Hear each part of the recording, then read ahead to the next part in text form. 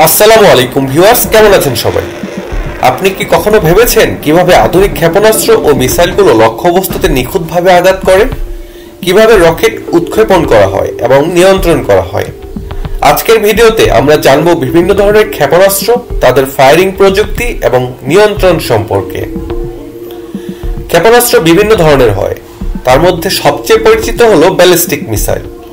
এটি নির্দিষ্ট কক্ষপথ অনুসরণ করে এবং গ্র্যাভিটির মাধ্যমে টার্গেটে পৌঁছে যায়। আন্তঃমহাদেশীয় ব্যালিস্টিক মিসাইল বা আইসিবিএম এই ধরনের ব্যালিস্টিক মিসাইলের অন্যতম উদাহরণ। ক্রুজ মিসাইল বিমান বা ড্রোনের মতো ভূমির সমান্তরালে উড়ে এবং খুব নির্ভুলভাবে লক্ষ্যবস্তুতে আঘাত করতে পারে। সারফেস টু এয়ার মিসাইল বা স্যাম, এটি আকাশে শত্রুপক্ষের বিমান বা ড্রোন ধ্বংসে ব্যবহৃত হয়। একটি মিসাইল বা ক্ষেপণাস্ত্র উৎক্ষেপণ করার জন্য কিছু গুরুত্বপূর্ণ ধাপ অনুসরণ করা হয়। প্রথমে রেডার বা স্যাটেলাইটের মাধ্যমে লক্ষ্যবস্তু শনাক্ত করা হয় এবং কম্পিউটার সিস্টেম ব্যবহার করে সেটিকে লক করা হয়। আধুনিক মিসাইলগুলোতে ইলেকট্রো অপটিক্যাল সেন্সর ও ইনফ্রারেড গাইডেন্স সিস্টেম ব্যবহার করা হয়ে থাকে।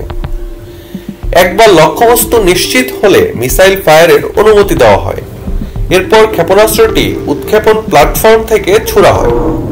এটি সাবমেরিন বা যুদ্ধজাহাজ থেকেই উৎক্ষেপণ করা যায়। মোবাইল লঞ্চার বা মাটির নিচের সাইলো থেকেও ব্যালিস্টিক মিসাইল ছোড়া হয়ে থাকে। যুদ্ধবিমান থেকে নির্দিষ্ট উচ্চতায় উড়ে গিয়ে মিসাইলগুলো ফায়ার করা হয়।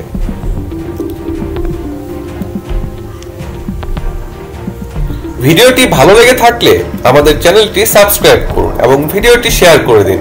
আপনাদের সমর্থন আমাদের আরো ভালো কন্টেন্ট তৈরি করতে অনুপ্রাণিত করবে।